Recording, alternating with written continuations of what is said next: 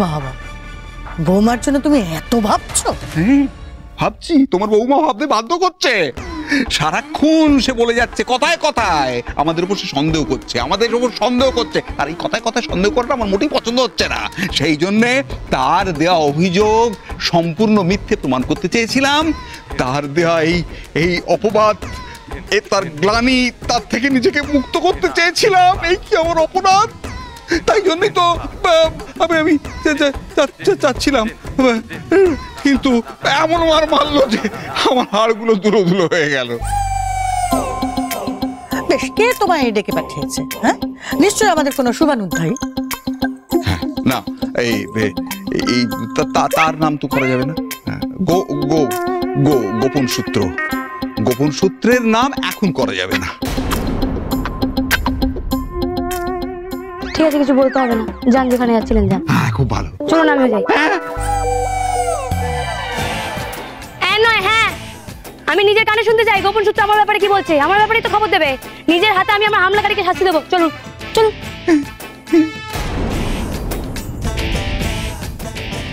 গেল গেল, দাদা আজ খুব ফাঁসান ফেসে গেল। কেল করেছে সর্বনাশ। এই যে মেয়ে সত্যি সত্যি না আমার সঙ্গে যায়। দাদার কপালে আজকে অশেষ দুঃখ লাগছে। বুড়ো বয়সে এই মেয়েটার কাছে কি মারটাই না খেলো ঈশ্বর। চলুন চলুন। এখন গিয়ে কি লাভ হবে? কেন বাবা? আরে বাবা, সে কি বসে আছে? তুমি তো মারতেই সময় নষ্ট করে ফেললে। এত দেরি হয়ে গেল, আমার দেরি থেকে সে তো চলে যাবে। এখন ফালতু ফালতু গিয়ে লাভ? এখন আমি ঘরে যাচ্ছি, ঘরে। বাবারে বাপ, আমার নাম বলতে লোকটা চলে গেল নাকি?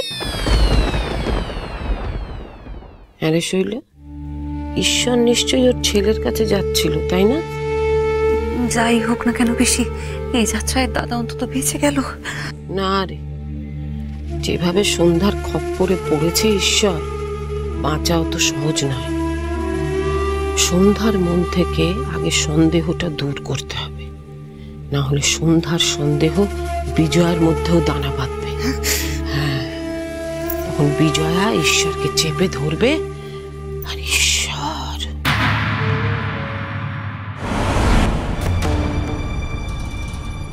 ওরে বাবারে, ওরে বাবারে বাপ, বাপরে বাপ, মেরে একবারে পাট বিছিয়ে দিয়েছে। ওরে বাপরে বাপ, ওই মেয়ে আমাকে নিয়ে বেরোতে চাইছিল। বেরোলে গোপন সূত্র দেখাতাম কি করে?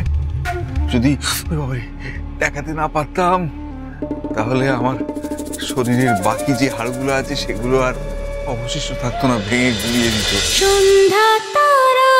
সন্ধ্যা তারা, সোম থেকে রবি সন্ধ্যে 7:30টায় স্টার জলসায় ও ডিজনি প্লাস হটস্টারে।